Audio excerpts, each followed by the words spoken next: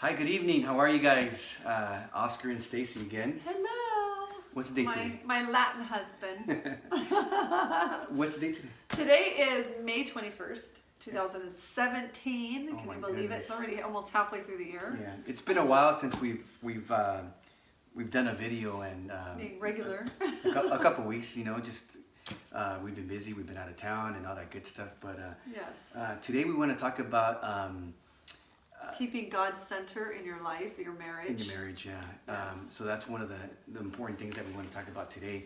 The last few weeks, Stacy and I have been on vacation celebrating our anniversary, and we're posting all these things on Fun Facebook, things. right? All these Canelo fun- Chavez fight. Right. Canelo Chavez fight, being Hashtag. in Disneyland together, and so we're posting the beautiful things of our marriage, the special times, the highs, right, in our marriage, and that's what a lot of people post on Facebook, right? The nice things. A lot of times they don't post the difficulties of marriage or what we go through, Yeah.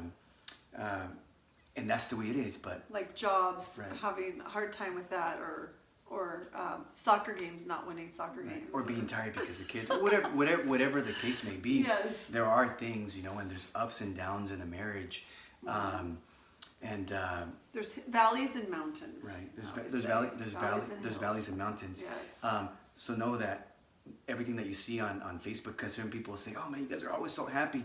It's not always like that. We try to be like that as much as we can, of course. Yeah. But there are ups and downs. Yeah. But the important thing is to keep God in the center. God, your foundation. Do not steer away from God. And I wanted to best explain it. I wanted to illustrate it on a board. If I could just show you guys real quick. So, There it goes. so this is the way I see it. This is your center, and this is God, right? Then there's highs, and there's lows, right? So you go through highs, you go through lows. You go through highs, you go through lows. You go through highs, you go through Yeah. lows in your marriage. The important thing is always keeping that center, making sure you don't lose sight of God. Yeah. Because what happens when you start losing sight of God on the lows, You go like that, and then you're solo. You're doing it by you're doing this, yourself. well, guess what? You're away from God. You need Yeah. the center. And opposite, going the other way as well, on highs. When you're doing Making highs. good money. Yeah. You're happy with everything. Making good- Everything's great, but you lose sight of That's God. right. That's right. You're making good money. You're doing all this stuff up here. But guess what? Now you forgot. You're disconnected again. Yeah. What's going to And that happen? can still cause marriage problems, Right. high or Right. low. So what's going to happen when you're up here and you forgot about God, Forget. something happens, things crash, right? Same thing down here. So do not allow yourself to get in that position. Be intentional to make sure that you always know that the center is there. So ups and lows, this is fine. It happens, ups and lows, Yeah. but always the center is there. So anyway, that's my illustration. I know it got kind of ugly there, but hopefully that makes sense on what we're trying to talk about. But in terms of keeping God's in the center. Yes. Yeah. And I don't want to interrupt No, you. go ahead, baby. I think that one advice I could say is whenever you're on your high or your low, whatever it is with your relationship or family or in life, it doesn't matter if you're married or not, I think. I think that it's really important to be on your knees, and sometimes you have to have a serious talk with God and say, you know what? Why is this happening? What can I do to fix this? How can I make this work? And that's where brings you back down to center. Yeah, no, I agree. You know? I agree, babe. I agree with all that. And then you mentioned something earlier to me about also being around a positive relationship, right? Yeah. That was on my heart Right. the other day, Yeah. and I was gonna post it. And I just got so busy, but it's really important to surround yourself around people that love you and love you guys as a couple, and are going to pour life into you and pour positive into you. And you have to be discerning on who is going to be that positive that's going to pour it. And you want to make sure that you surround that. You want to not eliminate the people that aren't pouring the negative, but you want to be discerning of that person's not going to be good for my marriage. Right, So right. I could keep them as my friend, but they're going to be outside my bubble. Yeah. And that's Right. so important, because it only is going to help you as a couple lift Right. you up, you know? Misery likes company, right? the last person you want to go get advice from is, Yes. as a man or as a woman.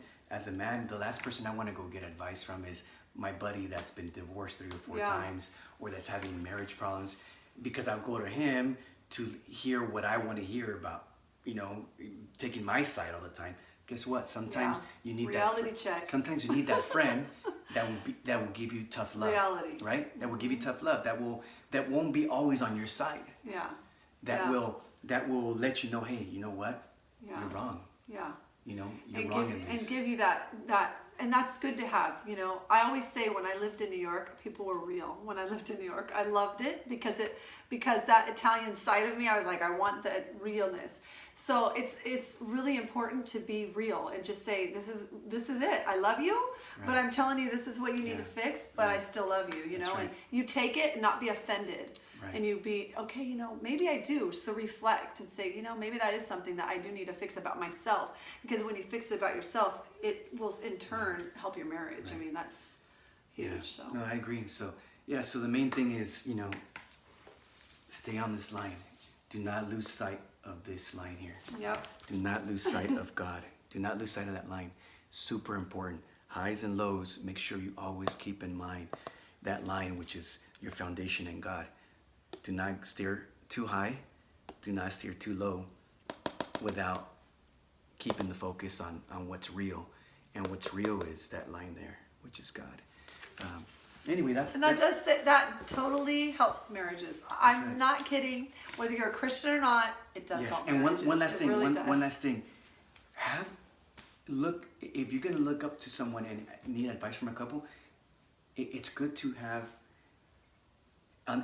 someone that's older than you, someone that has wisdom. that has wisdom, that has yes, lived in it. Wisdom is Do not so important. feel that you always have to have advice from someone your age because we have the same likes or dislikes or same lifestyles. But seek an elder, seek wisdom. Have someone that you look up to as, man, I want to have that marriage when I'm at 30 years in marriage, when I'm at 40 years in marriage.